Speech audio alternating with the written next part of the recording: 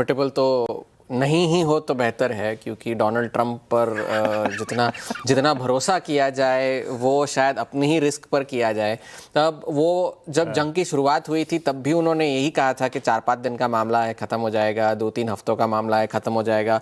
लेकिन अब हम 5-6 हफ्ते तक पहुंच चुके हैं, अब तक कोई इसके आसार नज़र नहीं आ रहे। हालांकि काफ़ी सारे फैक्टर्स हैं ऐसे जो उन पर दबाव डाल रहे हैं कि अब वो अपने कदम पीछे खींच ले और फिर जाकर के वो अपने सभी दिए हुए बयानों से पलट रहे हैं कि रिजीम चेंज हमारा इरादा नहीं था, या जो भी हमारा जो था वो इरादा नहीं था, सिर्फ परमाणु हथियार हमारा इरादा था, वगैरह वगैरह। स्ट्रेट ऑफ हॉर्मुज़ को अब जब है डिप्लोमेटिक चैनल से खोल लिया जाए, पर वो तो पहले से ही खुला हुआ था। आपकी इन सारी हरकतों की वजह से ये सारा जो है अनसर्टेनिटीज़, अनिश्चितता पैदा हुई है स्ट्रेट ऑफ हॉर्मुज़ में। मामला तब तक तो पहले तो सही चल रहा था।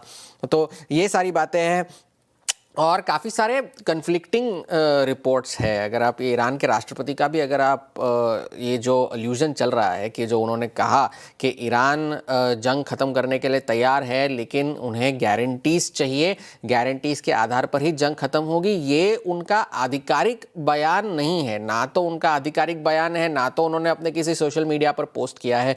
ये उनकी न्यूज़ एजेंसी ने, उन्होंने यूरोपियन कमीशन के जो अध्यक्ष है, यूरोपियन यूनियन कमीशन के एल्बर्टो कोस्टा, उनके साथ फ़ोन पर बातचीत की, एंटोनियो कोस्टा, उनके साथ फ़ोन पर बातचीत की और उस फ़ोन की बातचीत को ईरान की न्यूज़ एजेंसी ने रिपोर्ट करा है, जहां पर उन्होंने ये कथित तौर पर कहा है कि हम जंग ख़त्म करने के लिए तैयार है, लेकिन हमारी शर्तों को जो है वो माना जाना चाहिए। और ये बात तो वो पहले भी कह चुके हैं कि जब तक हमारी शर्तें मानी नहीं जाती तब तक ये जंग जो है वो जारी रहेगी, क्योंकि ये हमारी शुरू की हुई जंग नहीं है। और वही दूसरी तरफ ईरान के विदेश मंत्री जो है अब्बास अरगची, उन्होंने अल जजीरा को दिए हुए एक इंटरव्यू में कहा कि हमें कोई भरोसा नहीं है कि यूएस के साथ हमारी जो अगर बातचीत कोई अगर हो भी तो उसका कोई अच्छा निष्कर्ष निकल कर आए, क्योंकि हमारा अनुभव जो रहा है यूएस के साथ बातचीत का वो खराब ही रहा है।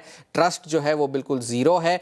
और अगर यूएस ज़मीनी इन्वेजन करता है, ग्राउंड इन्वेजन करता है, तो उन्हें उसी ताकत से जवाब दिया जाएगा। काफ़ी हमारी सेना जो है उनका इंतज़ार कर रही है जो है उनको जवाब देने के लिए। और साथ ही साथ उन्होंने फिर से इस बात को दोहराया है कि स्ट्रेट ऑफ हॉर्मुज़ जो है वो बंद नहीं है, सिर्फ दुश्मनों के लिए बंद है, उनके एलाइज के लिए बंद है, और बाकी सारे जो हमारे मित्र देश हैं उनके लिए वो खुला है। लेकिन वहाँ से जाना नहीं जाना ये देश अपने तौर पर फैसला ले, और जो हमारे पास बातचीत के लिए आ रहे हैं, नेगोशिएशंस कर रहे हैं, उन्हें हम जाने दे रहे हैं वहाँ से। ये उनका बयान था अल जजीरा को दिए हुए अपने इंटरव्यू में, उन्होंने ये कहा। अब 2-3 हफ्ते की बात डोनाल्ड ट्रंप ने की, फिर कहा कि डील करना ज़रूरी नहीं है, फिर कहा कि डील हो भी जाएगी। तो और कल सुबह 6:30 बजे भारतीय समय अनुसार वो राष्ट्र के नाम संदेश देने वाले हैं।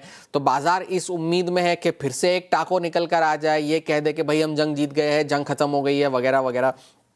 तो बाजार की नजरें कल सुबह डोनाल्ड ट्रंप के बयान पर होगी। कल उन्होंने ट्रूथ सोशल पर पहले तो ये भी लिखा, एक और ये एक फैक्टर था कि उन्होंने कह दिया कि भाई जो मुश्किल काम था वो अब ईरान में वो ख़त्म हो चुका है। अब जो देश स्ट्रेट ऑफ हॉर्मुज़ की वजह से तेल नहीं ले पा रहे हैं, वो उनके पास 2 ऑप्शंस है। या तो आप हमसे तेल ले लीजिए क्योंकि हमारे पास बहुत है, या तो फिर आप जाकर के थोड़ी सी हिम्मत जुटाइए और खुद वहां से जाकर ले लीजिए। हम आपकी मदद के लिए नहीं आएंगे, हमारी किसी ने मदद नहीं की तो हम किसी की मदद नहीं करेंगे।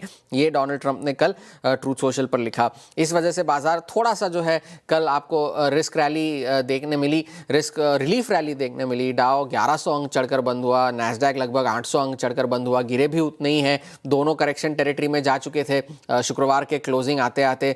तो इस वजह से थोड़ी सी जो है रिलीफ देखने मिल रही है। बॉन्ड मार्केट्स इसलिए भी कूल ऑफ हुए क्योंकि सोमवार को जेरोम पावेल ने यह कहा कि ठीक है सप्लाई शॉक है, इन्फ्लेशन पर शायद इंपैक्ट हो सकता है, लेकिन ब्याज दरें शायद ना बढ़े और पॉलिसी चेंज करने की नौबत आ जाए। इस वक्त फेड के पास ऐसा कोई डेटा नहीं है। शायद इस वजह से बॉन्ड मार्केट्स में थोड़ी सी स्टेबिलिटी आई है। यील्ड्स कूल ऑफ हुए, लगभग जो 4.5% तक जा चुके थे वो 4.3 तक आ चुके हैं। आज काफ़ी सारा मैक्रो डेटा निकल कर आना भी है।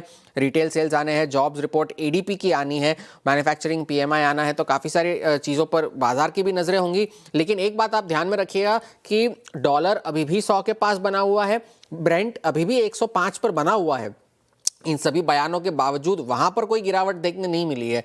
तो यही सबसे बड़ा मॉनिटरिंग फैक्टर होगा कि तेल पर क्या रिएक्शन होता है, क्योंकि अगर जंग खत्म हो भी गई तो भी एक सप्लाई डेफिसिट बनी रहेगी, क्योंकि ओपेक का उत्पादन मार्च के महीने में बेहद कम रहा है रॉयटर्स के सर्वे से। तो ये एक बड़ा मॉनिटरेबल होगा, और कल डोनाल्ड ट्रंप क्या कहते हैं ये एक बड़ा मॉनिटरेबल होगा।